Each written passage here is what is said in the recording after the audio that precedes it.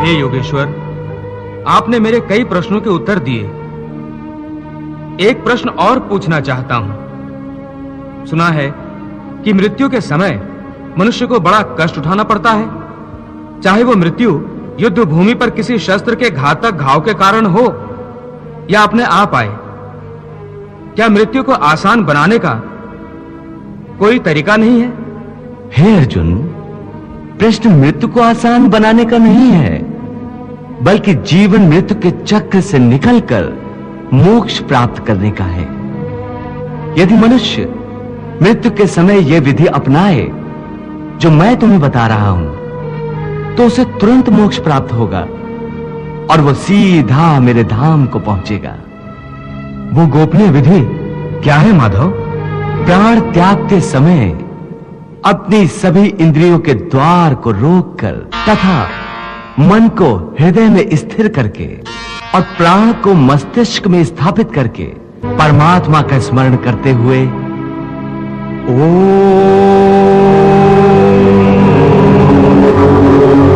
ओम मंत्र का उच्चारण करे, तो वो मनुष्य जीवन भर कितना ही पापी क्यों न रहा हो, उसे मोक्ष अवश्य प्राप्त हो जाएगा। देवी, ओम केवल एक शब्द नहीं है, समस्त मंत्रों का शिरोमणि मंत्र है ओम।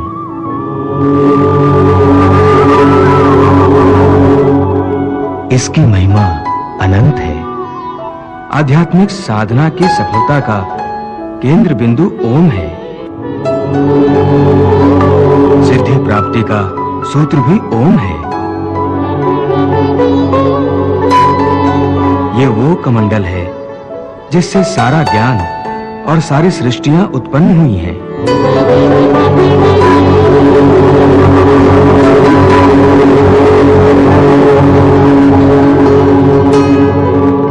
ओम की साधना ज्ञान और भक्ति के मार्ग को प्रकाशित कर देती है और अपने जीवन में ओम का उच्चारण करते रहने वाले प्राणी को सुख, समृद्धि, वैभव और वैराग्य प्राप्त होता है।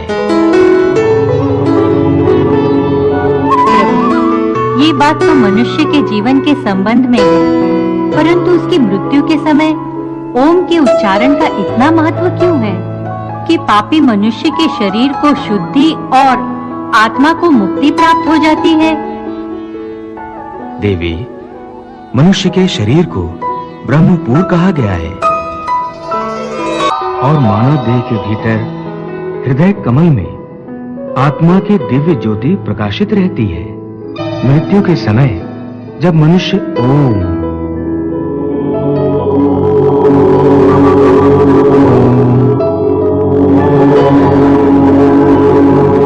का मंद मंद उच्चारण एक लय के साथ करता है, तो आत्मा और परमात्मा दोनों ही महासुख और महा आनंद के साथ नाच उठते हैं और दोनों एक दूसरे से मिलन के लिए ऐसे व्याकुल हो जाते हैं जैसे युगों युगों से बिछड़े हुए दो प्रेमी सारी सीमाएं तोड़कर एक दूसरे में समा जाने को एक दूसरे की ओर बढ़ते हैं।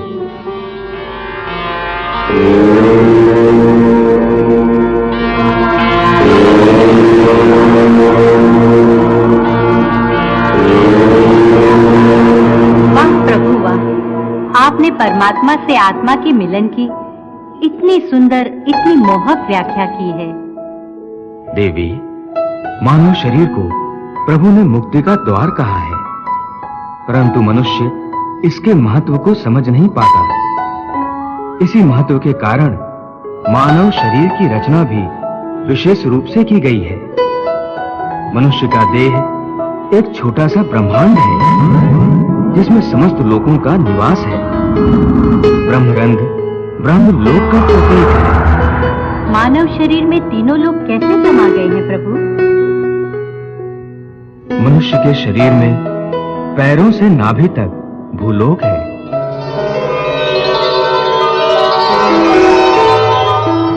नाभि से कंठ तक अंतरिक्ष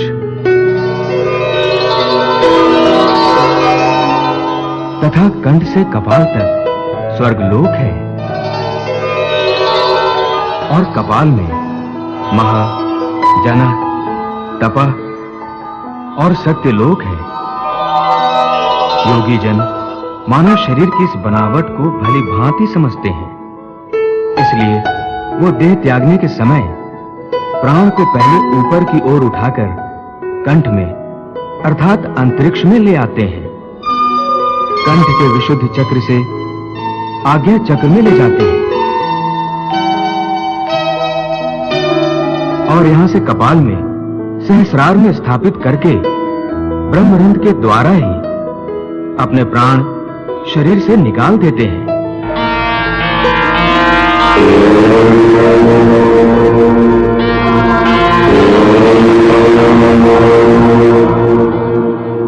साधारण मनुष्य को इस विधि का ज्ञान नहीं होता, इसलिए उनके प्राण प्रायः दूसरे द्वारों से निकलते हैं। इसलिए हे पार्थ, अनासक्ति योग के द्वारा कामनाओं पर विजय पाना अति आवश्यक है, क्योंकि कामनाओं की पूर्ति होकर भी कभी नहीं होती।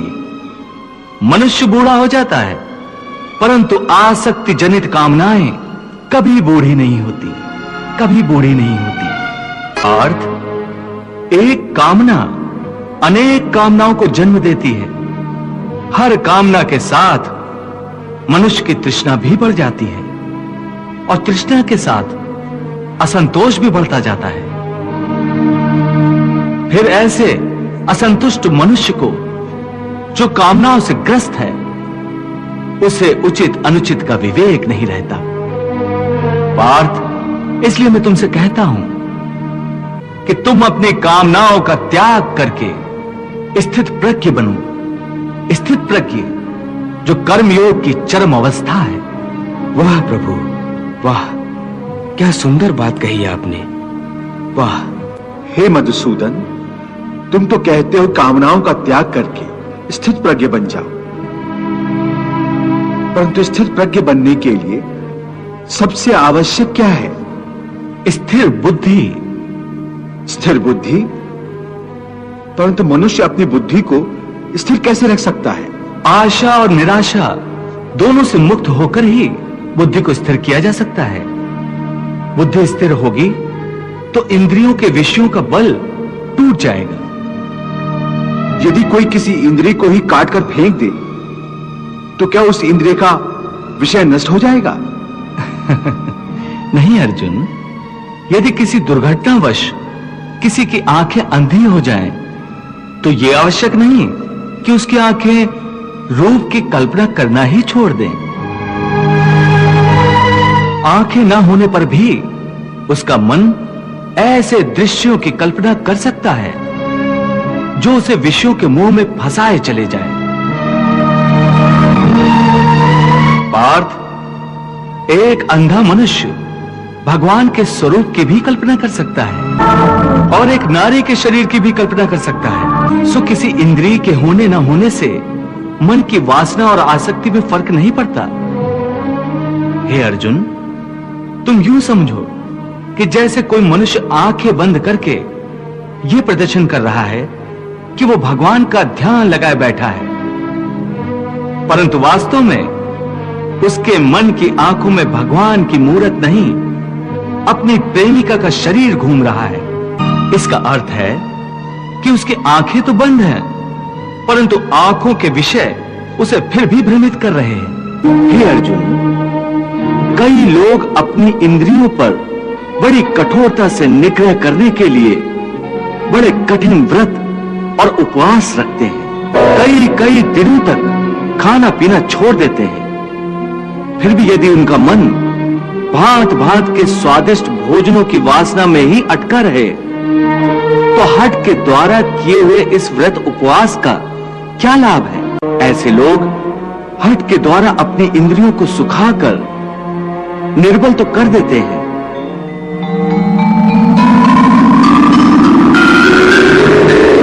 परंतु इससे विषयों की आसक्ति का त्याग नहीं हो सकता।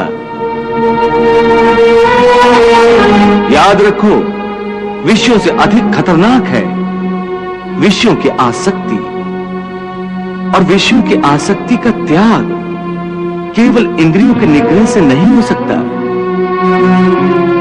आसक्ति का त्याग केवल मन के निग्रह से होता है। जब मन निरासक्त हो जाए तो इंद्रियां अपने अपने विषयों को भोगती हुई भी इन विषयों से निरासक्त रहती हैं। जैसे कमल का फूल पानी के अंदर रहते हुए भी सूखा ही रहता है, जल की एक बूंद भी उसके पत्ते पर नहीं ठहर सकती। इसलिए मैंने कहा है कि पहले ज्ञान के द्वारा बुद्धि को स्थिर करो।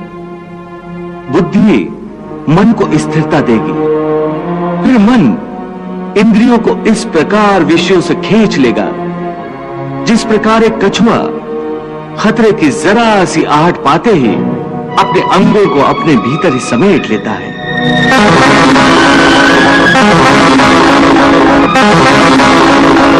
हे पार्थ, यदा संघर्ते चायम कूर्मो अंगानीन सर्वशः इंद्रियाणि इंद्रियार्थेभ्यस् तस्य प्रज्ञा प्रतिष्ठिता।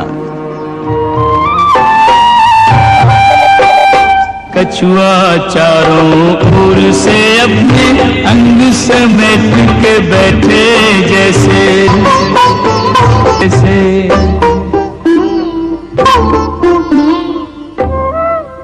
हे अर्जुन, जो भोग विलास का भक्त होता है वो परमात्मा का भक्त कैसे हो सकता है? ऐसे मनुष्य जो बाहर से भक्ति का प्रदर्शन करते हैं परंतु मन से विषयों के चिंतन और उनकी आसक्ति में लीन रहते हैं, वो भक्ति का केवल ढोंग करते हैं। वो योगी नहीं, ढोंगी होते हैं। इन्हें मिथ्याचारी कहते हैं। विषया विनिवर्तन्ते निराहारस्य देहिनः रसवर्जम रसोप्यस्य परम दृष्ट्वा निवर्तते।